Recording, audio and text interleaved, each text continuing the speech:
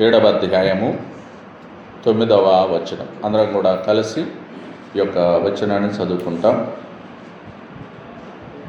అటు తరువాత నేను చూడగా, ఇదిగో ప్రతి జనములో నుండి, ప్రతి వంశములో నుండి, ప్రజలలో నుండి, ఆయా భాషలు మాట్లాడే వారిలో నుండి వచ్చి ఎవడను లెక్కింపజాలని యొక్క గొప్ప సమూహము కనబడెను. వారు తెల్లని వస్త్రములు ధరించుకున్న వారై ఖర్జూరపు మట్టలు చేతపట్టుకొని సింహాసనము ఎదుటను గొర్రెపిల్ల ఎదుటను నిలువబడి, సింహాసనాసీనుడైన మా దేవునికిని గొర్రెపిల్లకును మా రక్షణకై స్తోత్రమని మహాశబ్దముతో ఎలుగెత్తి చెప్పారు. ప్రార్థన చేసుకుందాం.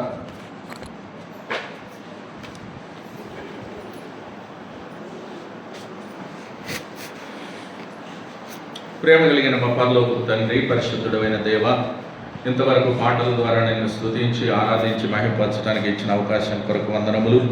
చదవబడ్డ లేఖన భాగం దీవించమని ప్రార్థిస్తూ ఉన్నాం. ప్రభువా, ఈ ప్రశస్తమైన ఈ రక్త ప్రోక్షణ కిందకు వస్తున్నాం. కడిగి శుద్ధీకరించండి. ఆయన మీతో గడిపి ఆరాధన సమయాన్ని అదెంతో మాకు ఆయన మరి మేలుకరంగా చేయమని, మరి ఆశీర్వాదకరంగా దీవించమని, మరి నీ నామానికి అది మహిమకరంగా ఉన్నట్లు సహాయం చేయండి. వచ్చిన బిడ్డల కొరకు వందనములు. ఆయన మరి రావాల్సిన వారిని, ఇంకా నిశ్చితంలో ఉన్న వారిని మీరు తీసుకురండి.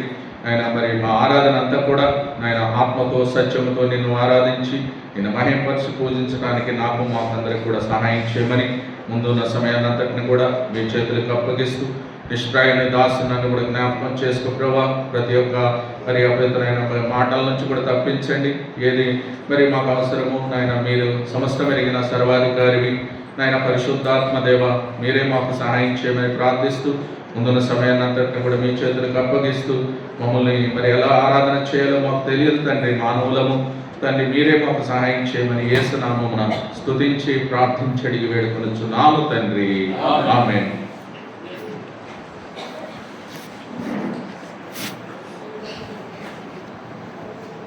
ఇక్కడ మనం చూసిన భాగంలో, అటు తర్వాత నేను చూడగా, ఇదిగో ప్రతి జనములో నుండి ఆయన ఆరాధిస్తూ ఉన్నారు. ప్రతి జనాంగాలు చాలా ఉన్నాయి మన మరి దేశాల్లో. ప్రతి వంశంలో కూడా ఆ వంశాలు కూడా ఉన్నాయి. ప్రతి ప్రజలో నుండి కూడా, ప్రజలందరూ కూడా ఆ భాషలు మాట్లాడే వారిలో నుండి డిఫరెంట్ లాంగ్వేజెస్ కూడా ఉన్నాయి. మనకు మన భారతదేశంలో చూస్తే ఎన్నో లాంగ్వేజెస్ ఉన్నాయి. కాబట్టి ఈ యొక్క అన్ని భాషల్లో కూడా ఎవరును, అందుకే ఆ భాషలు మాట్లాడే వారి నుండి వచ్చి ఎవడను లెక్కింపజాలని ఒక గొప్ప సమూహం కనపడ్డదంట. ఆ సమూహము ఎలాగుందంటే వారికి ఉన్న లక్షణాలు చెప్తున్నారు. ఆ సమూహానికి ఎవరు, ఆ భాషల్లోనూ ఆ వంశాల్లో నుండి ఆ యొక్క ప్రజల్లో నుండి ప్రత్యేకపరుచుకున్న జనాంగము, ఆ సమూహము వారు ఎలాగున్నారంటే చెప్తూ ఉన్నారు. ఆ సమూహానికి ఉండిన లక్షణాలు ఇక్కడ ఉన్నాయి. ఆ సమూహం ఎలాగుంది? వారు తెల్లని వస్త్రాలు ధరించుకున్నారు. మొట్టమొదటి వారు ఎలాంటివి ఉన్నాయి? తెల్లని వస్త్రాలు ఉన్నాయి వారికి. రెండోది ఖర్జూరపు మట్టలు ఉన్నాయి. రెండోదిగా. మూడోది అక్కడేమున్నాయి? గొర్రెపిల్ల ఎదుట నిలవబడ్డారు. మూడోదిగా అంటే ఖర్జూరం మట్టలు చేతబట్టుకొని సింహాసనం ఎదుట కూడా ఉన్నారు. సింహాసనం ఎదుట ఉండి గొర్రెపిల్ల ఎదుట నిలవబడి వారు ఏం చేస్తున్నారంటే, సింహాసనాసీనుడైన మా దేవునికి, మా దేవుడు ఎవరు? సింహాసనం మీద ఆసీనుడై ఉన్నవారు, మా గొర్రెపిల్లకు మా రక్షణకై స్తోత్రం అని మహాశబ్దం తెలియెత్తి చెప్పారంట. ఎవరిని ఆరాధిస్తున్నారు వాళ్ళు? ఇక్కడ సింహాసనాసీనుడైన మా దేవునికిని గొర్రెపిల్లకును మా రక్షణకై స్తోత్రం అని మహాశబ్దంతో ఎలుగెత్తి చెప్పారు. కాబట్టి అలా దేవుణ్ణి వాళ్ళు ఆరాధిస్తూ ఉన్నారు. కాబట్టి ప్రియమైన వాళ్ళరా, ఇక్కడ చూస్తే మనము మొట్టమొదటిగా మనము చూడవలసింది ఏంటంటే, వారికి ఉన్న లక్షణాల్లో తెల్లని వస్త్రములు ఉన్నాయి. తెలుపు దేన్ని చూపిస్తుంది? పరిశుద్ధతను చూపిస్తుంది. తెలుపు అనేది పరిశుద్ధత. తెల్లని వస్త్రములు అని వారి వస్త్రాలు తెల్లగా ఉన్నాయి. అందుకే తెల్లని వస్త్రం మీద ఏదన్నా ఒక మడక పడితే ఏమవుతుందన్న? అందరికి కనిపిస్తుంది. అందుకే తెలుపు అనేది పరిశుద్ధతను చూపిస్తుంది. కాబట్టి అందుకే 1 పేతురు 1:14 అన్నారు, నేను పరిశుద్ధుడను అయి ఉన్న ప్రకారం మీరును పరిశుద్ధులై ఉండండి. 1 పేతురు చూడండి ఆ మాట. ఎందుకంటే ఆయన పరిశుద్ధతను కలిగి మనం ఆరాధన చేయాలి. ఎవరిని పడితే అట్ట మనము మాటలతో కాదు, కానీ నేను పరిశుద్ధుడనై ఉన్నాను గనుక మీరును పరిశుద్ధులై ఉండుడి. కాబట్టి అరే మీరు ఎలాగున్నారు ఇంతకు ముందని చూస్తే, కాగా మీరు విధేయులకు పిల్లలై మీ పూర్వపు అజ్ఞాన దశలో మీకుండిన ఆశలను అనుసరించి ప్రవర్తింపక. అంటే పూర్వం మనకున్న ఆశలు ఉన్నాయి, వాటిని బట్టి మీరు చేయకూడదండి ఆరాధన. అజ్ఞాన దశలో ఉన్నప్పుడు నుంచి వాటిని బట్టి ఆరాధన చేయకూడదు. దేన్ని బట్టి చేయమంటున్నాడు? మిమ్మల్ని పిలిచిన వాడు పరిశుద్ధుడై ఉన్న ప్రకారం మీరును సమస్త ప్రవర్తన యందు. అది మళ్ళీ పిలిచిన దేవుడు ఎలాంటి వారు? పరిశుద్ధుడు. ఆయన పరిశుద్ధుడు కాబట్టి ఆయనను ఆరాధించేవారు కూడా అట్టివారు కావాలని తండ్రి కోరుతున్నాడు. అది ఆయన అట్టివారే కావాలి. అందుకే పూర్వపు మనం అజ్ఞాన దశలో మన దశలో ఎలాగున్నాం అలా చేయకూడదు, దాన్ని వదిలిపెట్టాలి. ఆ అజ్ఞానపు దశ పూర్వం అంతా ఎలాగుందో అక్కడ జ్ఞాపకం చేసుకోవద్దు అంటున్నాడు. దాన్ని అంతా విడిచిపెట్టాలా. విశ్వాసమును కర్తయ్యు దాన్ని కొనసాగించి యేసు వైపు చూడాలా. సజీవయాగంగా మనం సమర్పించుకోవాలా. మన ప్రాణము ఆత్మ దేహములు కూడా ఆయనకు సమర్పించుకొని సజీవయాగంగా ఆయన ఆరాధన చేయాలి. ఆరాధన అంటే ఇప్పుడు ఆరాధన చేయడం ద్వారా ఏమి లాభం ఏనా? ఇప్పుడు ఆరాధన పరిశుద్ధతకి ఆపోజిట్ ఏంటి? పాపం. అంతే కదా. పాపమే. పాపం ఉంటే నువ్వు ఆరాధన చేయలేవు. మళ్ళీ పాపం ఉన్నప్పుడు పరిశుద్ధిని ఆరాధన చేయలేవు. అందుకే ఆ పరిశుద్ధతను కాపాడుకుంటూ మళ్ళీ మనం తెల్లని వస్త్రాలు ధరించుకున్నారంట వారికి ఉన్న లక్షణంలో. ఆ తెలుపును బట్టి మనము కూడా అలాగా తెల్లదనం పరిశుద్ధంగా ఆరాధన. అందుకే ఆ పాపం అంటే ఏంటి అసలు డెఫినేషను ఏంటి? 1 యోహాను 3:5 ఉంది, ఆజ్ఞ అతిక్రమమే పాపం అని ఉంది. ఇంకొకటి మేలరికి చేయనేరికి చేయకపోవటం కూడా యాకోబు పత్రిక 4:17 ఉంటుంది. గుడ్. ఇంకా రోమీయులకు రాసిన పత్రిక చూడండి, ఇంకొక మాట ఉంది రోమాలో కూడా. పాపం అంటే ఏంటి? చాలా డెఫినేషన్లు ఇచ్చారు బైబిల్లో. 14:23 ఆఖరి భాగంలో ఒక మాట ఉంది, విశ్వాసం మూలము కానిదేదో అది. విశ్వాసం కానిది కూడా పాపమేనంట. ఇప్పుడు నీకు విశ్వాసం లేదనుకో, నేనేం చేయలేదంటే కాదు, అది పాపమే. ఇంకా 1 సమూయేలు. కాబట్టి పాపమానికి బైబిల్లో ఏమి డెఫినేషన్లు ఇస్తుందో చూసుకొని నువ్వు నేను కూడా అది లేకుండా మనము చూసుకోవాలి. 12వ అధ్యాయము చూడండి, 24.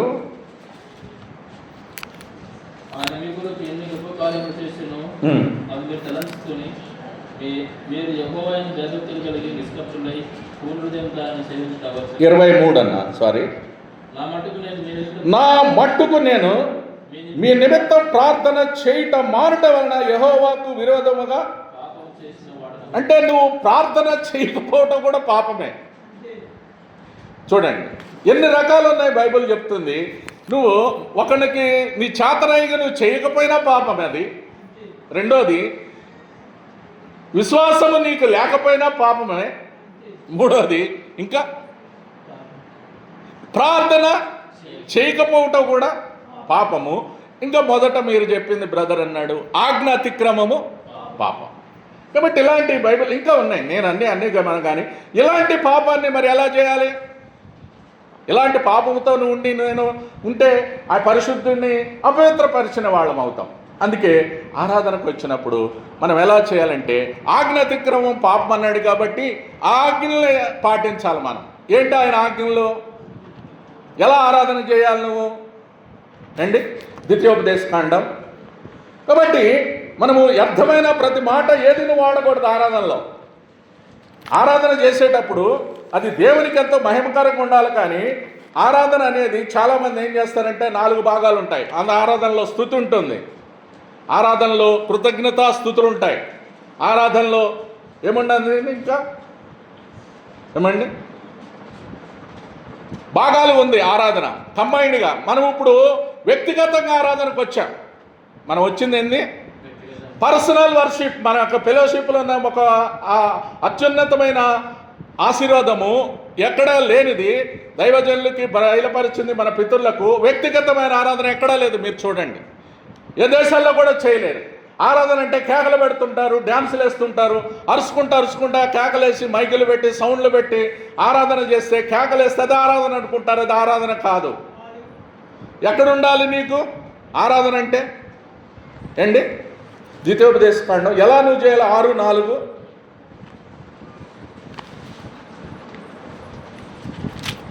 6వ అధ్యాయము 4వ వచనం. ఓ ఇశ్రాయేలు వినుము, మన దేవుడైన యెహోవా అద్వితీయుడైన యెహోవా. ఓ ఇశ్రాయేలు పేరు పెట్టి చెప్తున్నాడు. ఇశ్రాయేల్ అనగా దేవుని నమ్మిన బిడ్డలు. ఇశ్రాయేల్ అంటే దేవుని యందు విశ్వాసం ఉంచిన వారు, ఆయన ఆజ్ఞలు పాటించేవారు. నువ్వేం చేయాలో? ఓ ఇశ్రాయేలు విను. చెవులు మూసుకోకుండా చెవులు తెరిచి, కొంతమంది చెవులు ఉంటాయి కానీ వినరు, కానీ వినాలా? వినుము, మన దేవుడైన యెహోవా అద్వితీయుడంటే. అందుకే యోహాను సువార్త అద్వితీయ సత్యదేవుడైన నిన్ను నువ్వు పంపిన యేసుక్రీస్తుని ఎరుగుటయే నిత్య, అది ఆయన ఎరుగుట నిత్య జీవం. అద్వితీయుడంటే అర్థము ద్వితీయుడు కాదు ఆయన. ఇంకొకళ్ళు ఎవరు లేరు, ఒక్కడే దేవుడు, ఒక్కడే. దేవుడికి నరులకు మధ్యవర్తి ఒక్కడే, ఆయన క్రీస్తేసను నరుడు. ఆయన దేవుడు ఒక్కడే. కాబట్టి దేవుణ్ణి మీరు భావించలేము. మీరు ఆదికాండం నుంచి ప్రకటన దాకా చూసిన ఎన్నిసార్లు చూసినా యెహోవా దేవుడు తన ఉనికిని జరుచుకున్నాడు. తన కుమారుడైన యేసుక్రీస్తు ప్రభువును పశ్చాత్తాపంగా వచ్చి పంపాడు. కాబట్టి ఆయన వచ్చాడు, తన కార్యాన్ని నెరవేర్చాడు. పరిశుద్ధాత్ముడు కూడా మనలో ఉన్నాడు, కార్యం జరిగిస్తున్నాడు. తండ్రి, కుమార, పరిశుద్ధాత్మ దేవుడు ముగ్గురు కూడా ఏకం. వీరు వేరు కాదండి. ఎవరైనా వేరు అని చెప్పితే అది తప్పుడు బోధ. ఇప్పుడు జరుగుతున్నది చాలా సార్లు వచ్చింది. తండ్రి వేరు అంటున్నారు, కుమారుడు వేరు అంటున్నారు. వేరు కాదండి. వేరండి ఏనా? యోహాను సువార్త 14 అన్నాడు ఫిలిప్పుతో, నువ్వు నన్ను ఫిలిప్పు తండ్రిని నాకు కనపరచమని అడిగాడు ఫిలిప్పు యేసయ్యని. అప్పుడు అన్నాడు ఫిలిప్, చూడండి ఆ మాట, ఫిలిప్ యోహాను సువార్త 14. ఆ ఫిలిప్పు యేసయ్యతో ఉండగానే ఎరగలేదు. అందుకే అద్వితీయ సత్యదేవుని ఎరగట్లేదు చాలామంది. ఎరగపోకుండా వారి ఇష్టానుసారంగా వ్యర్థమైన మాటలతో వేరుగానే ఆరాధన చేస్తున్నారు. 14వ అధ్యాయము. ఫిలిప్ ఒక క్వశ్చన్ వేస్తాడు. అంటే ఫిలిప్ అడిగింది కూడా అడగాలి. అప్పుడు ఫిలిప్ 8 అన్నాడు, ప్రభువా తండ్రి మాకు అంతే చాలు నాయనా అని ఆయనతో అంటే, యేసయ్య అంటున్నారు, యేసు ఫిలిప్పు, నేను ఎంతకాలము మీ యొద్ద నుండి నీవు నన్ను చూసినవాడు తండ్రిని చూచి ఉన్నాడు కనుక తండ్రిని మహిమపరచుమని ఎలా చెప్పుచున్నావు? నువ్వు నన్ను చూసే తండ్రిని క్లియర్గా చెప్పాడు కదా. నేను తండ్రి ఒకటే ఏకమై ఉన్నాం. నన్ను చూస్తే నువ్వు తండ్రిని చూసినట్టే. తండ్రి is equal to Yesu, Yesu is equal to తండ్రి. డిఫరెంట్ ఎక్కడుంది? నువ్వు ఎందుకు భేదం చేస్తున్నావు? నువ్వు నన్ను చూస్తే తండ్రిని చూసినట్టే. అందుకే ఆయన తండ్రి వేరు కాదు, పరిశుద్ధాత్ముడు కూడా ఏకము. 14వ అధ్యాయం ఇదే వచనంలో 14లో ఆదరణకర్త అంటాడు. ఆ ఆదరణకర్త ఏం చేస్తాడు? పరిశుద్ధాత్ముడు చూడండి 20. నేను మీ యొద్ద ఉండగా ఆదరణకర్త అనగా తండ్రి నా నామమున పంపవు పరిశుద్ధాత్మ సమస్తమును మీకు బోధించి నేను మీతో చెప్పిన సంగతులంటే మీకు జ్ఞాపకము. కాబట్టి ఆదరణకర్త అంటే మొదటి యోహాను పత్రికలో ఉంది. ఆయన అంటే ఒక ఆదరణకర్తని లాయర్ అని కూడా ఏమంటారు? కౌన్సిలర్. ఇది గుడ్ కంఫర్టర్, ఆదరణకర్త. కాబట్టి ఆదరణకర్త మనకు సమస్తాన్ని ఏం చేస్తాడు? ఆయన పరిశుద్ధాత్మ సమస్తాన్ని మీకు బోధించాడు. అంటే ఆ పరిశుద్ధాత్ముడు మనలో ఉన్నాడు, గొప్ప దేవుడు. మొదటి యోహాను 4:4 అంటాడు, పిల్లలారా మీరు దేవుని సంబంధులు, మీలో ఉన్నవాడు లోకములో ఉన్నవానికంటే. ఇప్పుడు ఎవరు మనలో ఉంది? పరిశుద్ధాత్ముడు ఉన్నాడు. ఈక్వల్ టు మీలో ఉన్నవాడు. మొదటి యోహాను పత్రిక. అందుకే యోహాను ఎరిగి అందుకే చెప్తూ ఉన్నాడు. మొదటి యోహాను 4:4. మీరు ఎవరి సంబంధులు? దేవుని సంబంధులు. మీలో ఉన్నవాడు గొప్పవాడు కనుక ఎవరిని జయించారు? మీలో ఉన్నవాడు లోకములో ఉన్నవానికంటే. ఇప్పుడు లోకంలో ఉన్నవారు ఎవడు? అపవాది. వాడికి ఉన్న లక్షణాలు ఏంటి? లోకము దాని గతించిపోయింది. లోకంలో ఉన్నదంతయు 2:16 మొదటి యోహాను పత్రికలో. శరీరాశ, నేత్రాశ, ఇవన్నీ జీవపడంబాలే. ఎంత పాపం అది ఆ సైతానుడి వల్ల కలిగింది. కాబట్టి లోకంలో ఉన్నదంతా అది. కాబట్టి చిన్నపిల్లలారా, మీరు దేవుని సంబంధులైతే మీలో ఉన్నవాడు లోకంలో ఉన్న గొప్పవాడు కనుక మీరు వారిని ఎవరిని? సైతానుడి, అపవాదిని జయిస్తున్నట్లు లెక్క. ఆయన్ని జయించకపోతే మనం దేవుని పరిశుద్ధాత్ముడు మనలో లేనట్టే. రెండో చూడండి, అపోస్తుల కార్యాలు. ఎప్పుడు వచ్చాడు ఆ పరిశుద్ధాత్ముడు? 2:38 ప్రకారం అపోస్తుల కార్యాలు. అందుకే వేరు కాదండి. ఇవన్నీ వేరు చేసి మాట్లాడేవారు తప్పుడు పోతుంది. 2:38 అపోస్తుల కార్యాలు. పేతురు, మీరు మారు మనసు పొంది పాప క్షమాపణ నిమిత్తం ప్రతివాడును, చూడండి, ప్రతివాడును యేసుక్రీస్తు నామమున బాప్తిసం పొందుడి. ఎప్పుడు పొందుతారు? మారు మనసు పొందాలా, నువ్వు రక్షణానుభవం కలగాల, నీకు పశ్చాత్తాపం నీలో కలగాల, ఆత్మలో నువ్వు దేవుడు నూతన జన్మ అనుభవం కలగాల. ఇవన్నీ నువ్వు చేంజ్ అయ్యి నీలో మార్పు కలిగినప్పుడు ఆ పరిశుద్ధాత్ముడిని నువ్వు, అందుకే ఆయన వచ్చి పాపమును గూర్చి, తీర్పును గూర్చి, నీతిని గూర్చి ఒప్పింపజేశాడు. ఆ ఒప్పింపజేసిన పరిశుద్ధాత్ముడు అమూల్యమైన రక్తము, గొర్రెపిల్ల మొదటి యోహాను 1 ప్రకారం అమూల్యమైన రక్తము ద్వారా మనం అంధకార సంబంధముకు చీకట్లో ఉన్నప్పుడు ఆశ్చర్యకరముకు తన వెలుగులోనికి నడిపించి ఆ రక్తము ద్వారా పరిశుద్ధునిగా చేశాడు. ఎప్పుడైతే చేశాడో అప్పుడు పరిశుద్ధాత్ముడు మనలోకి వచ్చాడు. కాబట్టి బాప్తిసంలో సాక్ష్యం ఇచ్చినప్పుడు హస్త నిక్షేపణ చేశారు. అప్పుడు పరిశుద్ధాత్ముడు వారి మీదకి దిగాడు. 3,000 మంది ఒకేసారి బాప్తిసం పొందారు అక్కడ మనం చదివిన భాగం. అప్పుడు వచ్చాడు పరిశుద్ధాత్ముడు. అందుకే తండ్రి, కుమార, పరిశుద్ధాత్మ దేవుళ్ళలో కూడా ప్రార్థన చేసినప్పుడు పరలోకమందున్న మా తండ్రి నీ నామము అంటే తండ్రిని చెప్తున్నావు. రెండోదిగా పరిశుద్ధాత్మ దేవుడిని మధ్యలో నాకు ఆత్మదేవుడిని సహాయం అంటున్నావు. ఆఖరణ ఏం చేస్తున్నావు? యేసు నామమున ఏమంటున్నావు? ఎవరి నామమున ప్రార్థన చేస్తాం? మరి అక్కడ కూడా ముగ్గురు లేరండి, వేరున్నారు. తండ్రి వేరుగా, కుమారుడు, ముగ్గురు కలిసి ఉన్నారు ఆది నుండి కూడా మీరు చూస్తే. కాబట్టి పరిశుద్ధాత్ముడు. అందుకే ఓ ఇశ్రాయేలు విను, నువ్వు ఎలా ఆరాధన చేయాలి? మన దేవుడైన అద్వితీయుడు అంటే రెండో వ్యక్తి కాదు, ఆయన ఒకే దేవుడు. అద్వితీయుడు అంటే రెండవ వారు లేరు. అద్వితీయ సత్యదేవుడు, ఆయనలో అద్వితీయ. మొదటి చూడండి ఎక్కడన్నా 17 యోహాను సువార్త 17లో మాట. అందుకే అద్వితీయుడిని నువ్వు ఆరాధన చేయడానికి వచ్చినావు. మన దేవుడు అడ్డరి కాదండి. 3వ వచనం 17:3 యోహాను సువార్త. అద్వితీయ సత్యదేవుడమైన నిన్ను. ఏంటి నిత్యజీవం? యేసయ్యను ఎరగటమే నిత్యజీవం. ఆయన అద్వితీయుడు.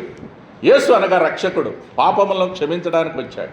ఆయన ఎరిగినావా? మరి ఆయన ఎరిగిన వారు తెల్లని వస్త్రాలు ధరించుకొని ఆయనను ఆరాధన చేస్తారు. అది తెలుపు అంటే పరిశుద్ధత అంటున్నా నేను. ఆ పరిశుద్ధత లేకుండా ప్రభువుని ఆరాధన చేయకూడదు, చేయలేము కూడా. ఆయన అంగీకారం కూడా కాదు అది. నువ్వు పరిశుద్ధంగా నీ వస్త్రాలు పరిశుద్ధపరుచుకొని, స్తుతి వస్త్రం, రక్షణ చాలా ఉన్నాయి యెషయా గ్రంథం 61లో. ఆ రక్షణ వస్త్రాన్ని నువ్వేం చేసుకోవాలంటే భద్రం చేసుకొని, ప్రభువా నీకు స్తోత్రమని పరిశుద్ధంగా ప్రభువుని ఆరాధన చేయి. తెల్లని వస్త్రాలు ధరించుకున్న వారే ఆ విషయంలో వారు ఆరాధన పడి సాగిలపడి మొక్కుతున్నారు అండి. అలాగే మనము కూడా ఆయనకు సాగిలపడి సాగిలపాడి మోకెదము సత్యముతో ఆత్మలో మన ప్రభు యేసుని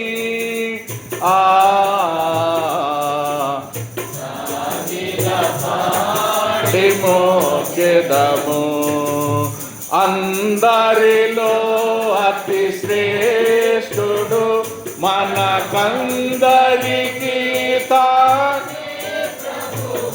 ఓ అందరి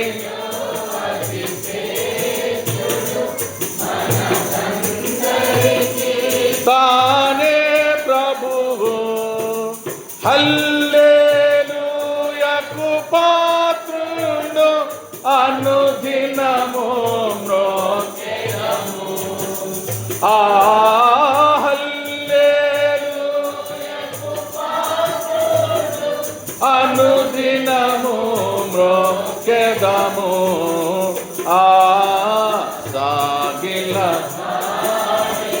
నువ్వు సాగిలపడి తెల్లని వస్త్రములు ధరించుకొని ప్రభువును ఆరాధన చేస్తే అంతేగాని అందరిలో ఆయన శ్రేష్ఠుడు అద్వితీయుడు కాబట్టి అందరిల కంటే కూడా ఎవరు ఆయన వంటి వారు లేరండి. ఈ రాష్ట్రాలు ఎక్కడ చూసినా నువ్వు ఎక్కడ ఆయన లాంటి వారు నువ్వు కనబడు. నువ్వు ఆయన అద్వితీయుడు సత్యదేవుడు అని నువ్వు ఎరిగితే సత్యం కూడా ఆయనే. యోహాను 17:17 సత్యం ఎవరు? అందుకే అద్వితీయుడు అంటే నిత్య జీవం. నా మాట విని నన్ను పంపిన వాని యందు విశ్వాసం ఉంచువాడు నిత్య జీవము గలవాడు. వాడు తీర్పులోనికి రాక మరణములో నుండి జీవములోనికి, అంటే తీర్పు తప్పించాడు కదా అద్వితీయుడు సత్యదేవుడు. ఆయన మాట వింటే నిత్య జీవం అని పొందినాం కదా. అందుకే ఆ నిత్య జీవం పొందిన దాన్ని బట్టి ఆరాధన చేయాలి.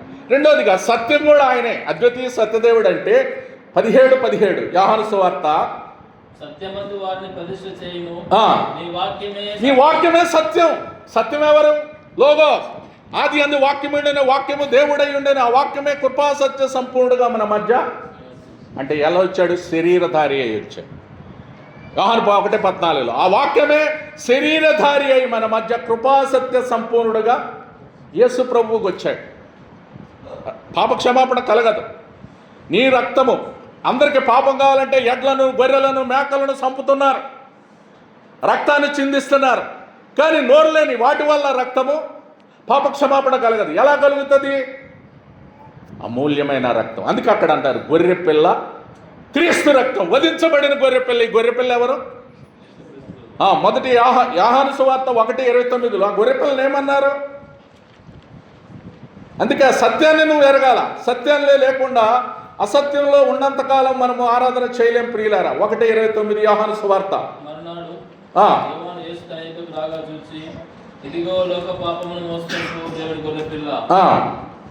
ఎవరు? ఇదిగో లోక పాపాలని. ఆ గొర్రెపిల్ల ఏం మోసుకుపోతుంది? లోకములో ఉన్న పాపాలన్నీ మోసుకుపోతుంది. లోకములో ఉన్నది. దేవుడు లోకమును ఎంతో, లోకం అంటే జీసస్ క్రైస్ట్, అంటే లవ్ ద వరల్డ్ అన్నారు. వరల్డ్ అంటే ఏమంటారు? ప్రపంచం. అది ప్రపంచాన్ని ప్రేమించారని ఇంగ్లీష్లో రాశారు. ఆయన ఇండియాకి దేవుడు కాదు, సంగారెడ్డికే కాదు, ఒకళ్ళకి నీకు నాకే కాదు, ఆయన అందరికీ దేవుడు, ఆయన అందరికీ ప్రభు, ఆయన అద్వితీయ సత్యదేవుడు. ఆయన నిన్నును ఆయన ఎరగాలి. ఆయన ఎరక్కి ప్రాబ్లం ఇప్పుడు వచ్చేదంతా ఈ రాష్ట్రాల్లో మన దేశాల్లో వచ్చింది ఏందండి? నిజమైన దేవుణ్ణి ఆరాట్ల, సృష్టికర్తను వదిలేశారు, సృష్టాన్ని అంతా పూజిస్తున్నారు. సృష్టికర్త, ఇప్పుడు కర్త అంటే ఆయన ఎవరండి? సృష్టించిన వాడు సృష్టికర్త అవుతాడు, అంతే కదా. ఇప్పుడు కనబడేదల్లా దేవుడు ఉన్నాడంటే ఇందులో దేవుడు ఉన్నాడా? ప్రతి వస్తువులో దేవుడు ఉన్నాడు అంటారు కొంతమంది, నమ్ముతారు. అలా లేదండి, బైబిల్ అలా చెప్పట్లేదు. సృష్టికర్త ఒక్కడే, నరులకు ఆయన ఒక్కడే దేవుడు. 9 రోమా 5:9 ఒక మాట ఉంది. ఆయన ఏ దేవుడు? రోమీలకు రాసిన పత్రిక 9వ అధ్యాయము 5వ వచనం. పితరులు వీరివారు, శరీరమును బట్టి క్రీస్తు వీరిలో పుట్టాను. చూడండి, ఆయనకున్నది అద్వితీయ సత్యదేవుడు. అంటే ఆ అద్వితీయుడికి సర్వాధికారం ఉంది, మామూలు వారు కాదు. ఆయనకేముంది? అందుకే పితరులు అంటే మన పితరులు వీరివారు, ఆయన శరీరంలో బట్టి క్రీస్తు వీరిలో పుట్టాను. రోమీయులకు రాస్తూ ఉన్నాడు అపోస్తలుడైన పౌలు. శరీరాన్ని యేసుప్రభు ఎందుకు పుట్టాడంటే ఆ యొక్క రక్తము చిందించకుండా పాపక్షమాపణ కలగదు కదా. అందుకే క్రీస్తు వారిలో పుట్టాను. ఈయన సర్వాధికారి అయిన దేవుడై ఉండి ఈయన సర్వాధికారి అయిన దేవుడై ఉండి నిరంతరము స్తోత్రాలుడై ఉన్నాడు. నిరంతరము స్తోత్రార్హుడై ఉన్నాడు. ఆమేన్. మన దేవుడు నిరంతరము స్తుతికి పాత్రుడు, ఆరాధనలకు యోగ్యుడు. ఆయనే సర్వాధికారం కలిగిన దేవుడు. ఆ సర్వాధికారం కలిగిన దేవుడిని అందుకే ప్రియుడు. ఓ ఇశ్రాయేలు, నువ్వు విను, మన దేవుడైన యెహోవా అద్వితీయుడైన దేవుడు. నువ్వు ఆయన ఎలా ఆరాధన చేయాలి? ఇప్పుడు నీ పూర్ణ హృదయముతోను, నీ పూర్ణాత్మతోను, నీ పూర్ణ శక్తితోను నీ దేవుడైన యెహోవా నీవు ఇది ఆజ్ఞ అతిక్రమం చేయకుండా నువ్వు చేయాలంటే ఏంటి ఆయన ఆజ్ఞ? లూకాసు వార్త నూతన నిబంధనలో కూడా చెప్పాడు. లూకాసు వార్త 11:27. ఏంటి నువ్వు ఎలా చేయాలి? లూకాసు వార్త 10:27 చూడండి ఒకసారి. అతడు నీ దేవుడైన ప్రభువును చూడండి, అక్కడ చెప్తున్నాడు, నీ దేవుడైన ప్రభువును నీ పూర్ణ హృదయంతో ఎలా చేయాలి? నువ్వు నీ ప్రభువును, నీ పూర్ణ హృదయంతో ప్రభు అంటే సర్వాధికారం కలిగిన దేవుడు అయిన నీ పూర్ణ హృదయముతోను, నీ పూర్ణ మనసు పూర్ణ మనసుతోను, పూర్ణ శక్తితోను, పూర్ణ వివేకముతోను. ప్రేమింపవలనని చూడండి, ఇక్కడ వివేకం కూడా కలిపారు. ద్వితీయోపదేశకాండంలో మూడు రాశారు. పూర్ణ హృదయంతో, పూర్ణాత్మతో, పూర్ణ శక్తి అన్నారు. ఇక్కడ పూర్ణ వివేకంతోనూ ప్రేమించాలా, నిన్ను వలె నీ పొరుగువాని ఈ రెండు చేయాలి. ఆజ్ఞ అతిక్రమం చేయకూడదంటే ఈ ఆజ్ఞలను పాటించాలి.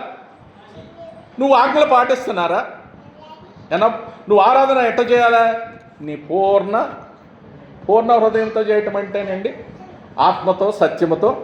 మీరు అందుకే యోహాను సువార్త 4:24లో అక్కడ ఆత్మ అన్నప్పుడు ఏమి రాశారు? అక్కడ 4 మనకు చాలా 24:25లో దేవుడు ఆత్మ అంటే పెద్ద అక్షరాలు రాశారు. మీరు గమనించండి, పెద్దగా ఉన్నాయన్నా మీ దగ్గర, మీ బైబిల్లో ఎట్టుంది? ఆ బైబిల్లో పెద్దగా ఉంది. దేవుడు ఆత్మ కనుక ఆయన ఆరాధించువారు ఆత్మతోను, రెండో ఆత్మతో సత్యముతో ఎట్టుంది? అర్థం ఏంటి? ఆత్మ అంటే దేవుని గురించి ఆత్మది. ఈ ఆత్మ దేవుడికి ఆయన ఆరాధించువారు ఆత్మతోను, ఆ దేవుడుకి సంబంధించింది. కానీ ఇక్కడ వారు అంటే మనం ఇప్పుడు మన ఆత్మతో సత్యముతో నువ్వు ఇప్పుడు నీలో ఉన్నాడు అన్న పరిశుద్ధాత్ముడు. ఆ పరిశుద్ధాత్ముడు నీలోకి నాలో కూడా వచ్చిండు. ఆ సత్యదేవుడిని ఇప్పుడు నీలో నీ ఆరాధనలు ఏముండాలా? ఆత్మతోను సత్యముతోనంటే ప్రాణాత్మ దేహం. రోమా 12 ఎలా సమర్పించుకోవాలి? నువ్వు 12:1 ప్రకారం ఏం చేయాలి? నువ్వు సజీవ యాగంగా. సజీవ యాగం అంటే అర్థం ఏంటండి? అన్నా యాగం చేస్తారు చూడండి, సజీవ యాగంగా. కాబట్టి సహోదరులారా ఎలా చెప్తున్నాడంటే 12:1లో పరిశుద్ధమును ఎలా ఉండాలా? పరిశుద్ధమును దేవునికి అనుకూలమైన సజీవ యాగంగా మీ శరీరములు ఆయనకు సమర్పించుకొని దేవుని వాత్సల్యములను బట్టి మిమ్మను ఇట్టి సేవ మీకు మీరేం చేయాలి? లోక మర్యాదను అనుసరింపక ఉత్తమమును అనుకూలములు సంపూర్ణమై ఉన్న దేవుని చిత్త మీద పరీక్షను తెలుసుకున్నట్లు మీ మనసు మారి నూతన మగుట వలన రూపాంతరం. అంటే మనసు మారాలి, మనసు మారి రూపాంతరం అవ్వాలి. చేంజ్ అవ్వకుండా ఆత్మతో సత్యం రాదు. ఉన్నది ఉన్నట్టు ఎక్కడేసిన కొంగడు అక్కడే ఉందంటే అర్థం ఏంటి? రూపాంతరం కాదు అది. చితోక చిలుక గొంగళ పురుగు రూపాంతరం చెందిందంటే అర్థం ఏంటి? గొంగళ పురుగు ఉంది కానీ రూపాంతరం చెందినప్పుడు దాని రూపం మారింది. రూపాంతరం చెందాల. నీలో మార్పు చెందినప్పుడు నూతన ఆత్మ అనుభవం రావాలి. ఆ పరిశుద్ధాత్ముడు పాపాన్ని గురించి, తీర్పుని గురించి నోతిపినంటే ఒప్పింపజేసినప్పుడు మళ్ళీ పాపాలను ఒప్పుకున్నాం. ఆ పరిశుద్ధాత్ముడు మనలోనికి వచ్చినాడు. అప్పుడు రూపాంతరం చెందినాం. అది నవీన స్వభావాన్ని ధరించుకున్నాం. ఎఫ్ఎస్సీలు అంటాడు ప్రాచీన పురుషుడుండో నవీన పురుషుడు రెండు ఉన్నాయండి. ఎక్కడికి పోలా. మంచి మానవుడికి రక్షించబడ్డ తర్వాత మనమేం దూతలం కాదు, దేవదూతలం అవ్వాలా. నవీన స్వభావం ఉంది, పాత స్వభావం రెండు ఉన్నాయి మనుషులకు. చూడండి ఎఫ్ఎస్సీలో మాట ఉంది. ఎఫ్ఎస్సీ అన్న. కాబట్టి మనం రూపాంతరం చెందటం అర్థం ఏంటండి? ఎఫ్ఎస్సీలకు రాసిన పత్రిక. కాబట్టి ప్రియులారా చాలా గొప్ప దేవుడిని కలిగిన నువ్వు నేను కూడా ఆయన ఆరాధించే విషయంలో మనమేమి ప్రాచీన స్వభావం అని ఉంటుంది, నవీన పురుషుడు అని ఉంటుంది. చూడండి 4వ అధ్యాయమా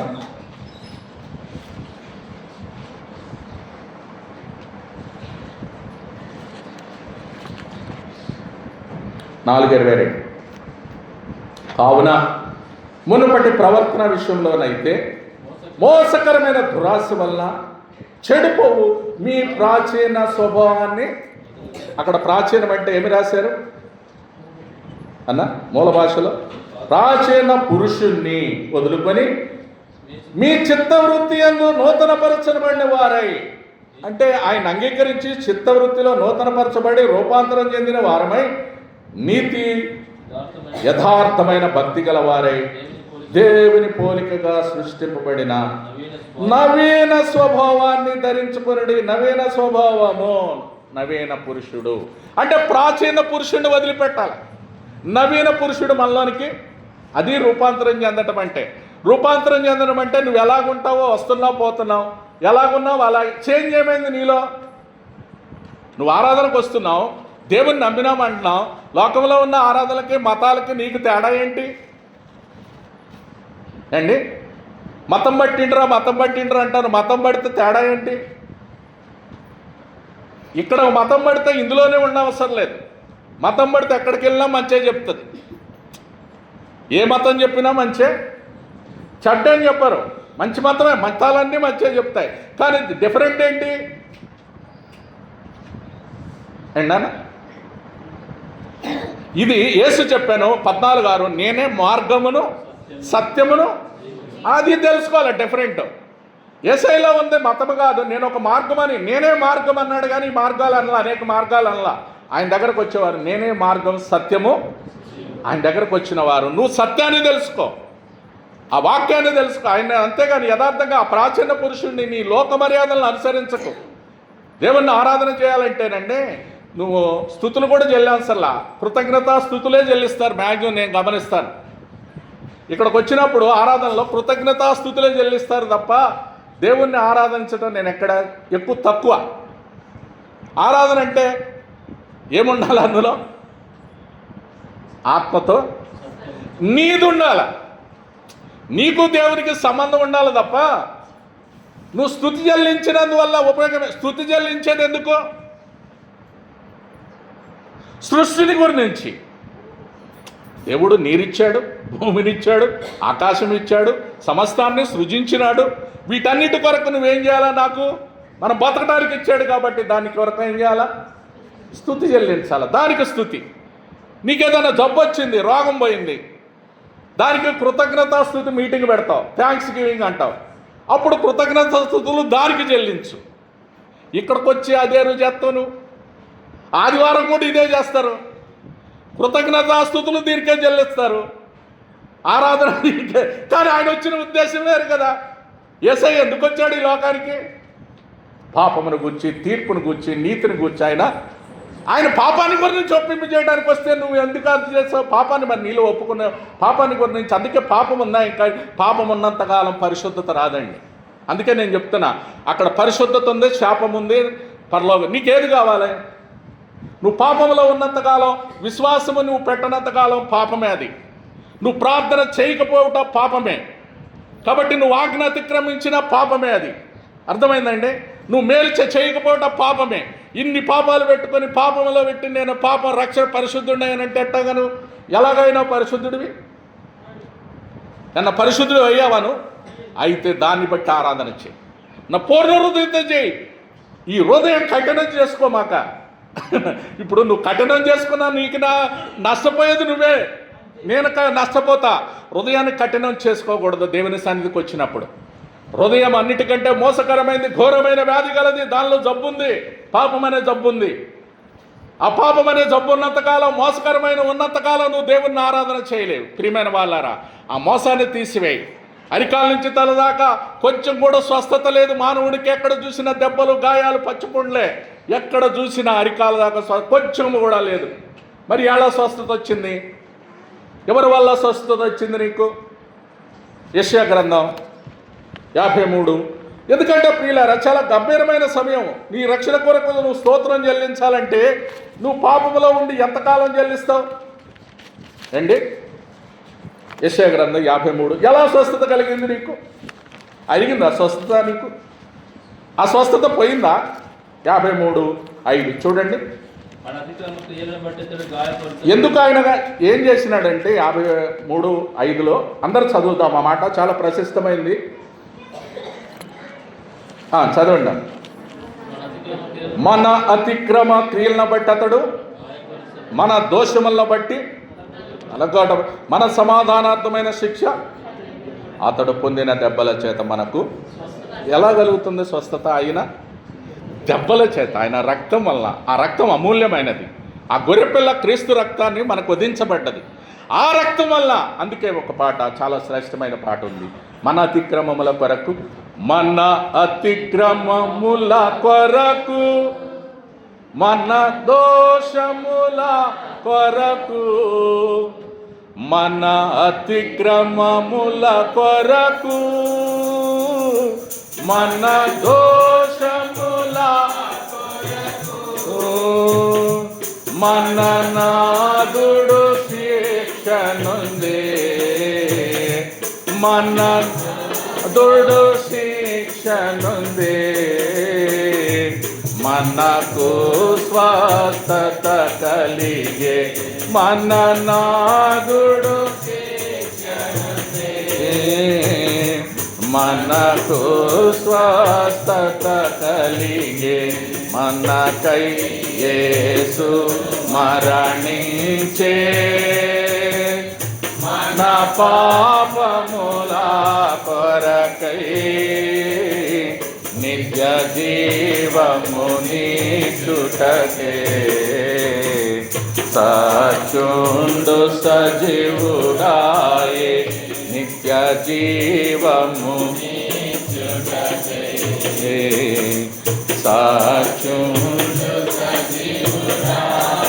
ఆయన నిత్య జీవం ఇవ్వడానికి గొర్రెపిల్లగా వధించబడ్డాడు మన దోషములన్నీ. ఇప్పుడు ఆయన పొందిన దెబ్బల చేత మనకు స్వస్థత ఎట్టొస్తుంది పాపానికి? ఆ రక్తం వల్ల స్వస్థత వచ్చింది, పొక్కడికి వచ్చింది. ఇది మనమేం ఖర్చు చేయలే, నేనేం ఖర్చు చేయలేదండి. అందుకు నేను అనేది, మనం ఏమైనా ఖర్చు పెడితే బాధపడాలా? ఏమైనా ఖర్చు చేశారా మీరు? మరి పొక్కడికి వచ్చిన దానికి ఎందుకు అండి? సజీవయాగంగా సమర్పించుకోవాలంటే అర్థం ఏంటండి? అది పొక్కడికి వచ్చింది ఒకటే. నువ్వు ఆరాధన ఏం చేస్తున్నావు? మరి సజీవయాగంగా నీ సమర్పణ ఏముంది దేవునికి? ఇప్పుడు సజీవయాగంగా సమర్పించుకో, అరికాల నుంచి తలదాకా ఆయనే. దశలోనీయులకు రాసిన పత్రిక. ఏంటి సమర్పణ అంటే? దశలోనీయులకు రాసిన పత్రిక 5 చూడండి, 23. సమాధానకర్తయగు దేవుడే మిమ్మును సంపూర్ణంగా, ఎవరు పరిశుద్ధపరిచేది? సమాధానకర్తయగు దేవుడు. Peace, king of kings and ఎవరు ఆయన? Lord of the prince of peace ఆయనకు పేరు. సమాధానకర్త, అధిపతి. ఆ అధిపతి సమాధానకర్త మిమ్మును సంపూర్ణంగా పరిశుద్ధపరచునుగాక. ఆశీర్వాదం నీకు ఇస్తున్నాడు దేవుడు. ఏం చేస్తున్నాడంటే మిమ్మును కాగా మీ ఆత్మయు జీవమును శరీరమును మన ప్రభువైన యేసుక్రీస్తు రాకడ యందు నిందారహితముగాను సంపూర్ణంగా ఉండునట్లు. అంటే ఏం చేయాలా? నిందారహితం అంటే దోషమేమి? ఇప్పుడు ప్రాణము, ఆత్మ, దేహాలు 3 కూడా సంపూర్ణం అవ్వాలి. అయినాయి అండి మీకు? ఈ 3 ఏకంగా ఉన్నాయా? అది ఏకత్వం, పూర్ణ హృదయంతో సంపూర్ణం అవ్వాలంటే. సంపూర్ణత ఎప్పుడు వస్తుంది? దానికి ప్రాక్టీస్ చేస్తున్నాం. అవట్లు ఎవరో నీతిమంతుడు లేడు, ఒక్కడు కూడా లేడు. బైబిల్ ప్రకారం అందరూ పనికిమాలిన అయిపోయినాము. కాబట్టి ఈ సంపూర్ణత కొరకు ఆత్మ, ప్రాణ, మరి ఈ 3 సంపూర్ణం అవ్వాలి కదా. ఆత్మలో దేవుడు ఉన్నాడు. మరి నీ శరీరాన్ని మరి కోరికలు నువ్వు అధిగమించావా? ఆత్మ, ప్రాణ, దేహములు 3 ఉన్నాయి ఇక్కడ. ప్రాణాత్మ, దేహములు. మరి ఈ 3 సజీవయాగంగా నువ్వు సమర్పించుకోవాలి దేవునికి. అంతా సమర్పించుకున్నప్పుడు అంతా ఆయనదే కదా. మరి నాదంటావు ఎందుకు? ఏమంటాం మనం? ఇది నాదే అంటావు. ఆయనదే అంటుంటే నువ్వు విలువ పెట్టి కొనబడిన వారు. కొరింథీ పత్రిక మొదటి కొరింథీ, ఎవరు నువ్వు నేను? ఆయన సొత్తు సజీవేగమైనప్పుడు నీ సమర్పణ నీదేవుడు ఉంది, నాదెక్కడుంది? నువ్వు నేను ఎవరమైనా? మొదటి కొరింథీ 6:19. మీ దేహము దేవుని వలన మీకు అనుగ్రహింపబడి మీలో ఉన్న పరిశుద్ధాత్మకు ఆలయమైనదని మీరు ఎరుగరా? ఇది మీ సొత్తు కాదు, విలువ పెట్టి కొనబడిన వారు కనుక మీ దేహంతో దేవుని మహిమపరచుడి. ఈ దేంతో నువ్వు మహిమపరచాలి దేవుణ్ణి? నీ దేహంతో మహిమపరచమంటున్నాడు అక్కడ. అది మీరు విలువ పెట్టి కొనబడ్డారు, కొనుక్కున్నాడు ఆయన సొత్తు. పుక్కడికి ఆయన విశ్వాసం ఉంచినాం, పుక్కడికి నీతిమంతులుగా రోమ 3:20 కాబట్టి నమ్మువారు కృపచేతనే ఉచితంగా నీతిమంతులుగా తీర్చబడ్డాం. పుక్కడికి వచ్చింది. పుక్కడికి వస్తే మరి నువ్వు ఏం చేస్తున్నావు? అందుకే అన్నాడు 6:19 ప్రియులారా, మీరు మీ దేహము వలన మీకు అనుకున్న మీలో పరిశుద్ధాత్మక ఆలయం అన్నా. మీరు పరిశుద్ధాత్మక ఆలయం, మనం ఆర్డినరీ మనుషులం కాదు. ఆలయం అంటే నువ్వు నేనే ఆయనకు ఆలయం, కట్టడాలు కాదు. ఆ కట్టడాలను పూజ చేస్తున్నారు. ఇప్పుడు వచ్చిన బాధల్లో కట్టడాల కొరకు వచ్చింది. ఇప్పుడు సృష్టికర్తను వదిలేశారు, కట్టడాల కొరకు పోట్లాడుతున్నారు. అంత సమాధానం లేదు, శాంతి లేదు, నమ్మదం లేదు. ఎక్కడ చూసిన కొట్లాట్లు, దెబ్బలు. ఈ ఆలయాన్ని వదిలిపెట్టారు. పరిశుద్ధాత్ముడు ఉన్న ఆలయాన్ని వదిలేసి పరిశుద్ధాత్మ ఆలయం మీరు ఎరగరా? మీరు మీ సొత్తు విలువ పెట్టి, మనం ఎవరము? విలువ పెట్టి కొన్నాడు. ఖరీదు కట్టలేం మనం. నువ్వు నేను చాలా ప్రశస్తమైన వారం దేవుని విషయంలో. నువ్వు ఆర్డినరీ మనిషివి కాదండి. విలువ పెట్టి కొనుక్కున్నాడు నిన్ను. ఇప్పుడు ఆయన సొత్తు అయినావు అంటే మనం ఎవరి సొత్తు? మరి దేవుని సొత్తు అయితే దేవునికి నష్టం కలిగితే ఎవరికి బాధ? ఇప్పుడు మనకి ఏదైనా జబ్బు వచ్చింది అనుకో, ఎవరికి బాధ?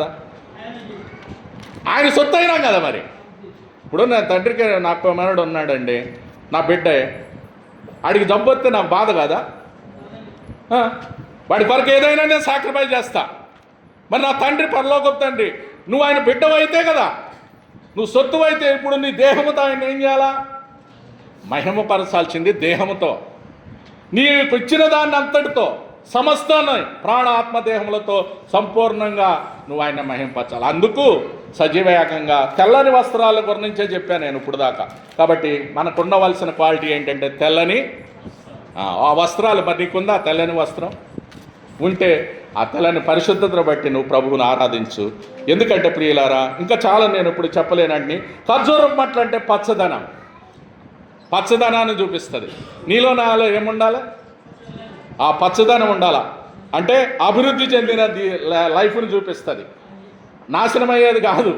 మళ్ళీ తలగా నుంచుతాడు కానీ తోకగా నిన్ను అభివృద్ధి చేస్తాడు. ఖర్జూరం మట్ల అంటే పచ్చదనాన్ని కలిగి ఉంటావు. ఆ సింహాసన గొర్రెపిల్లతో నేను నిలబడి ఏం చేయాలంటే, సింహాసనం మా దేవునికి, గొర్రెపిల్లకు, మా రక్షణకై స్తోత్రం మహాశబ్దంతో చెప్పాలి.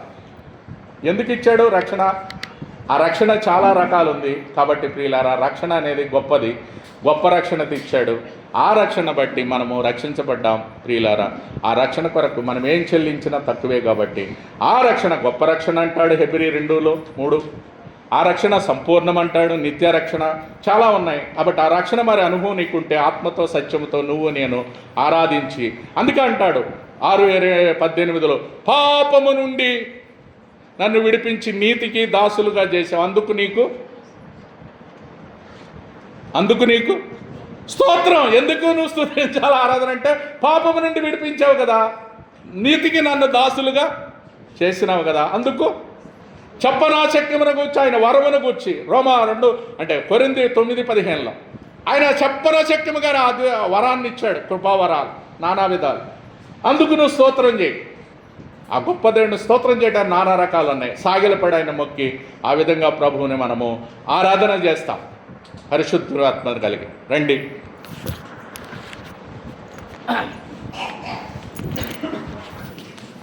చిన్నవాడే ఒక పద ఆడుకుందామంటే